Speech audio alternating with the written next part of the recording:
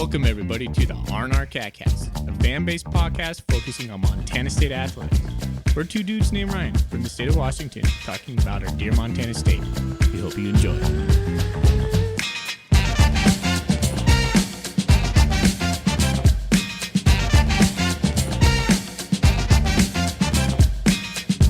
All right, welcome back, Bobcat fans. Thanks for joining us. How's your heart tonight?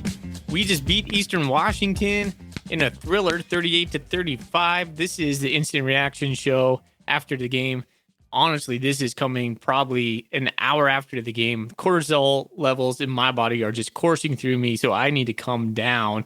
This is a true instant reaction show. Whew. Thorny, how are you doing, buddy? I'm going to try and even keel on here because we're not big fans screaming, shouting, yeah, all the time. But this is like right after the game. I'm still, like you said, I'm still like hyped up for it. I'm going to try and keep myself down to a normal level of analysis here on our quick little instant reaction show. But man, I am feeling stoked. There's a lot to unpack from this game, which we'll get into more on Monday. But right now, man, I'm just cloud nine that we actually won that game and 1-0 in the Big Sky Conference. That's all you want to be right now. Another win on the red. That's a hard thing to do. Vegans 2-0 on the red. Vegans 2-0, man. Props to him. Yeah. Wow. So he's now, 9-1 or 8-1 in conference play. Just that lone loss to the Grizz. Yeah. It's a good point, man. Montana State, 3-1, 1-0 in the Big Sky. That's a big thing. I knew we would need this win in order to keep our playoff hopes alive. That's probably a bad statement to say because I do believe we'll make the playoffs, but this is a big one. It's a big one. We need this. More breathing It is room. a big one. Yeah. All right. Well, this is our instant reaction show. We're going to give you our gut takes. And honestly, it is really going to be the gut take because it just ended. And we want this show to be like, hey, you're walking home, you're driving home with your buddies, and you're just talking Bobcat football. So we'll give you our good, the okay, and the bad, as we like to phrase it. And then we're going to go over the Big Sky, around the Big Sky. So we'll go over the games that ended in the Big Sky, and we'll give you some slight updates on that. But this is just our gut take show. Yep, and super earlier than normal, which is, great. I think it's going to get the content out faster, and like Foley said, like the faster it's out. Maybe when you're driving home or walking home from the game or whatever, after tailgating probably for a couple extra hours, hopefully it's in your iTunes or whatever, ready to go. All right. Well, we tuned into ESPN, and we're just going to count down the scores from there. Every game's final except the Weber State UC Davis game on ESPN Plus tonight at 7 p.m. That's a game I'll be paying attention to as we play UC Davis next Friday on ESPNU. We got some coverage, national coverage next week. Another night game. Can't wait for that. So we'll preview that on Monday. But first, let's go down to Greeley. The Battling Bears, Northern Colorado, took down Idaho State 35-14. Northern Colorado moved to 2-2, 1-0, and Idaho State is 0-4. Do you know what happened to Vanderwall? He's not even playing. I think Hunter Hayes is their quarterback right now. Hurt, but I'm not too positive. Okay. I voted. Pretty sure I voted Idaho State dead last in the conference, so they're living up to my hype. Yes, looks like the Bears went back to Dylan McCaffrey. A little bit of a surprise after how well the other guy performed against Wyoming, but McCaffrey 23 for 28 for 234 yards and a touchdown. So, hey, good win by the Bears. Moving on down, we got Idaho take care of business against Northern Arizona. I think a game that some people had their eye on. Idaho is a rising team in the Big Sky right now. NAU coming off their what did NAU do last week? Did they beat North Dakota? Or they lost barely to North Dakota because they beat them Houston State. But, a big win for Idaho on the road and NAU. I'm not sure that I thought they could get it done in Flagstaff. Always kind of a hard place to play, but 27-10. Good job by the Vandals.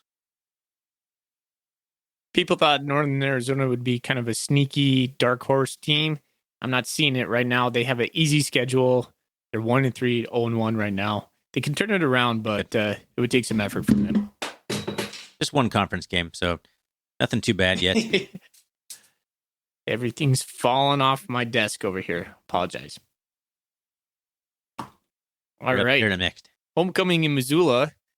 The Grizzlies hung it to Portland State 53-16. They were, I think the line on this game was like a 25-point favorite for the Grizz, and they covered. They're looking strong. But Portland State, 0-3, 0-1. Montana, I don't feel like has been tested. So they're good, no doubt. They are good. But they haven't played anybody of substantial athletic ability. And when they do play them, they play them in that comfy confines of Washington Grizzly Stadium. So I kind of have a hard read on Montana. How good are they? Are they national championship ready? I'm not sure. Hard to know. I'm not ready to go down that path quite yet. Another special teams touchdown. Junior Brigham turned one for a touchdown. I don't know if they got anything else. That's all I can see on the stats. But yeah, Grizz are rolling, man. Yeah. That's what they're doing. They're beating everyone badly. And, question is, can they keep rolling all year? We'll find out. Last game, bit of a surprise perhaps, and maybe not. 41-10, Sac State takes it to FBS Colorado State, Mountain West, future Mountain West conference partner, Colorado State. 41-10, and in a game where Troy Taylor took it out on our old boy Freddie Banks. No offense to Freddie Banks, no hard feelings here, but he walked into a bad situation at Colorado State, and that's just not going very well. But yeah, Sac State just took it to him, 41-10. It was 24-10 at halftime, and Sac State scored all 17 of the game's 17 points in the second half. Colorado State shut out in the second half, 41-10. Hornets looking good, 3-0, undefeated with an FBS win on the resume. I mean, no one's really talking about Sac State the way that they're talking about all the other powers. Sac State should probably be a top 6 or 7 team after the rankings come out on Monday. Yeah, they're deserved. So get those Hornets up, Stingers up, right? Stingers up. Makes me laugh every time. All right. Everybody, Sac State's weird, man. They don't want to give any love to Sac State because it's the Grizzlies and the Cats. But they're just out there doing their deal in Sacramento, taking care of business every week. Yeah, the media is all about the Grizz, the Cats, Eastern always a little bit, and then Weber State in the last few years has earned their place in the national discussion. But Sac State hasn't really proven anything in the playoffs just yet. So that's what I think people are kind of still like, okay, yeah, they can go 10-1 in the regular season, but they haven't done much in the playoffs. But looking good again in the regular season. All right. Well, let's get into this game, Thorny. All right. Start off with the good. I'm going to start off. I thought the defense played better. I'm not going to say the defense played good, but I saw big improvements from the whoop down. It's not a word, whatever. The beatdown we took last week in Portland, the good old-fashioned whoop down in Portland. I thought that they responded pretty well. It was looking like it was going to be a lot more of the same. Eastern Washington scored 2 easy touchdowns on their first 2 drives, and I'm like doing the math, like, what was that, 14 drives since we forced a punt, and like 12 of them ended. There's like 12 touchdown drives against us, like in the last 15 drives, and none of them were punts. The other 3 weren't punts. But yeah, I thought the defense responded, made some big players. I saw players make some plays today. Like Valdez made some plays. Like that's just what I was thinking in the second half. Like we need guys just to make plays. Period. Someone's got to step up, hit a guy behind the line of scrimmage, knock the ball down, make an interception, turn the ball over. We just needed a playmaker to do something, and several guys did that in the second half. So I will put the progress of the defense in the good category, but overall defense probably not. But still, I liked what I saw on the improvement. Got to give props to Sean Chambers in the good category as well. Sean was only 6 for 12 for 69 yards in the passing game. He had 1 touchdown and 1 interception in the red zone, but he had 28 carries for 106 yards, 2 touchdowns. He was QB1 after Tommy Mellott went down. The concussion banged his head off the turf there. Sean Chambers carried this team, and I think the team felt galvanized behind him. And just when he came in, not to say Tommy didn't have this with the team as well, but when he came in, the defense started playing better. The offense was running more smoothly. And I just thought Chambers did a really good job. I don't know if that makes him a case for a QB1 going forward or what the status is for Tommy Mellott. But like you said offline, he just has more QB-ness to him rather than Tommy Millott, which feels a little bit more like he's forcing himself to be a QB. I think Ty Gregorak had a really good quote. I think it was Ty Gregorak on the Big Sky Breakdown with Coulter Nuanez, or maybe it was Brooks Nuanez. Sorry. He said, when we're talking about Tommy Millott and quarterbacks, like quarterbacks are quarterback guys. Tommy Millott is a football guy. Sean Chambers looks more like a quarterback guy. I'm not saying he's like a great quarterback, and he's still kind of like a halfway mix between a good quarterback and a guy who just runs most of the time. But he looks better. I thought his throwing ability looked pretty good. He made some throws that I don't think Tommy Millott would have even attempted to make. So I don't know. Maybe there's a controversy heading into UC Davis next on Friday. Even if Millott's healthy, I don't know. But I liked, Sean Chambers definitely a good category. He won this game. He led the team down. I mean, him and Elijah Elliott we'll get to in a second. But yeah, 28 carries for 160 yards. Now I'm seeing updated stats here. Holy cow. He just ran over Eastern all day long. 28 carries, that's a lot. But he's bigger than Tommy. I feel more comfortable about a 6'3", 240-pound guy rushing the ball 28 times than Millott at like whatever he is, 205 or whatever, like 6 foot. So yeah, good category, Sean Chambers, for sure. Yeah, let's talk a little bit about Elijah Elliott. He had 18 carries for 156. He got some carries. We were handing it off. And he looks good when he has the ball. He looks great. Like, let's be real. Eastern's run defense is pretty bad. And they got gashed against Tennessee State. Oregon, you can toss the game out the window. Doesn't really matter. But yeah, Elijah Elliott looked really good carrying the ball. Mm-hmm. Had a really nice touchdown catch in the first quarter. Was it catch or was it run? I can't remember right now. I don't know. Let's see. Look in the stats if he has a receiving touchdown or not. He does not have a receiving touchdown. So he has just one catch for 15 yards, which was in the second half somewhere, I believe. But I guess other good category would be getting Elliott involved, and then so they didn't have to give credit to the house right, or we've been kind of harping or questioning why Elliott hasn't gotten any carries, just from a standpoint of why do you keep running Tommy Millott in a blowout loss at Oregon State?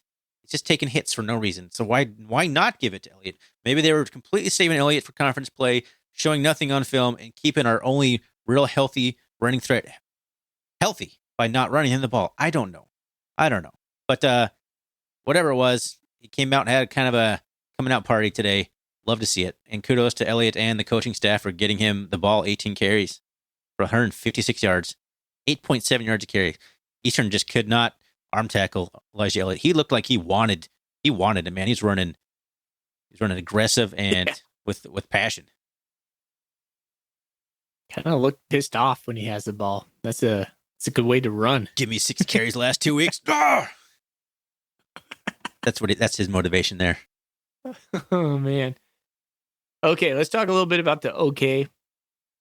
I think like the defense, like I don't want to go. You said the defense was good in the good category. I thought it was okay. I said progression. We like you said, we start. Yeah, it was a progression, and yeah.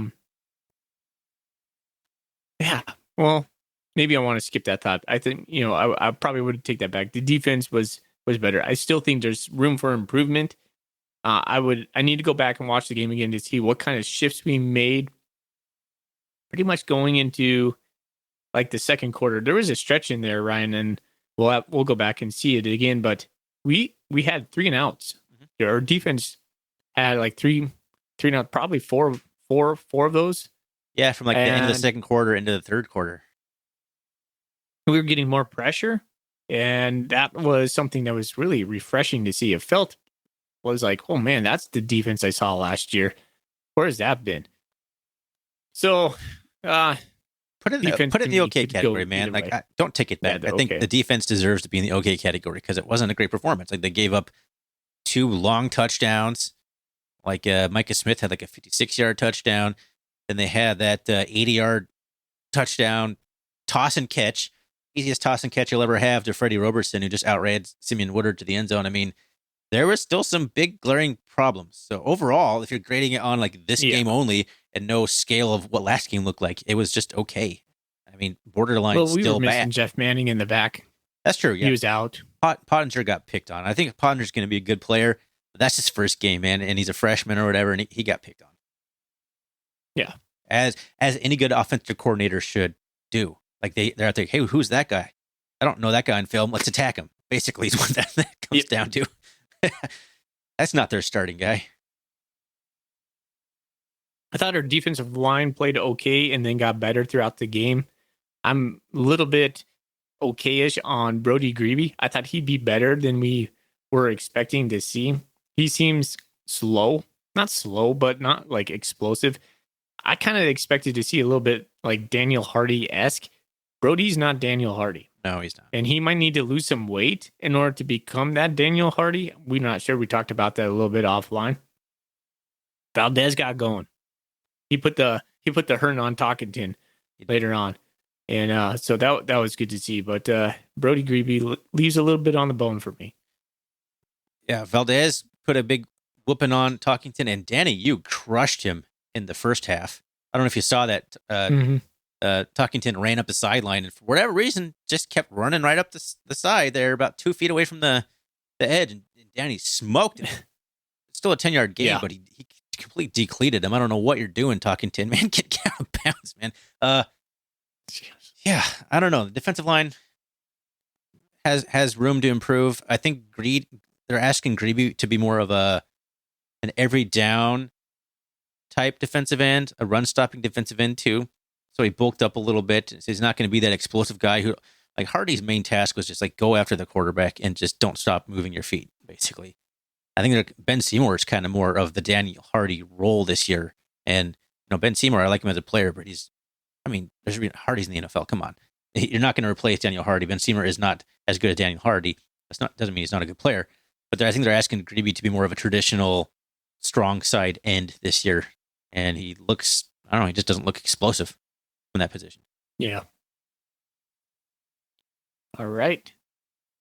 Any other okays for you? I'm trying to think. I got some more stuff to talk about here. We got a few more minutes left before we hit our 20-minute mark, but I think I'm going to put them.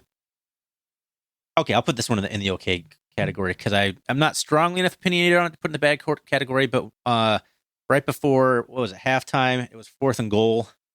We got down, it was like 1st and goal, and we got stuffed 3 times, got down like the 2-yard line, and it was 4th and 2. I think we were up, was it tied 21, or we were up 24? We were up 24 to 21 at this point, I think is what the score was. And I'm like, just go for it, man. Nothing to do with who our kicker is. I wasn't even thinking about the fact that we'd missed the field goal, which is what happened. But even before we even kicked the field goal, I'm like, just go for it, man. This is how you win these kinds of games. We're not the underdog necessarily, but this would take all the momentum. And, if we come out and kick a field goal and miss it, it's the same kind of result. Like they're going to be, Eastern's going to be galvanized either way. So why not go out there and try and punch in a touchdown? But then, complete disaster. Blake Glessner comes out and shanks the old NFL distanced extra point. So, yeah, I'm put that in the okay category because I don't think that field goal was a bad decision. I would have liked to have seen them be more aggressive and gone for the touchdown there on 4th down. Yeah, play to win. Play to win, especially on the road. Bad category. All right. Let's start wrapping this up with the bads. I thought when Montana State tried to go into the first down passing game when we were up 10 points and pretty much gave us that's when momentum shifted because they got a couple of good stops, a couple sacks on Sean Chambers, and a couple series there we were 3rd and long, 2nd and long. And we got out of our rhythm of just running it down their throats, and I have no clue why we went to that. We completed a really good pass across the middle to, I think it was Cleveland Thomas, and then maybe had a couple, Derek Schnell had a really good, the Alaskan assassin, as Ty Gregorak called him. He had a really good catch, and then Pickering missed a really nice drag route. And so all of a sudden we became this passing team for a brief moment in time, and I feel like Housewright fell in love with it, and then it got us into some trouble. Yeah, he saw some success there, and maybe just got a little like, oh, we can just continue to this. But we have been just absolutely dominating them on the lines and just bursting through holes created by the offensive line. I don't understand why we went away from that, at least not to that extent.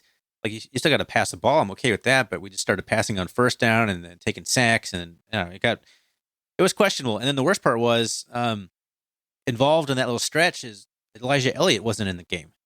Like, they brought in Marquise Johnson. So when they did run the ball, Marquise Johnson had, looking on the stats here, 3 carries for 8 yards. I think they were all kind of in that stretch we were trying to throw the ball. I don't know if we had him in there to do more as a receiving option. So that's why he was in the game, in case we wanted to leak him out and do a little check down to him. But it was weird, man. We switched up the whole offense there for a minute, and it went poorly, and we let Eastern back into the game, and they took the lead for a stretch there. They did.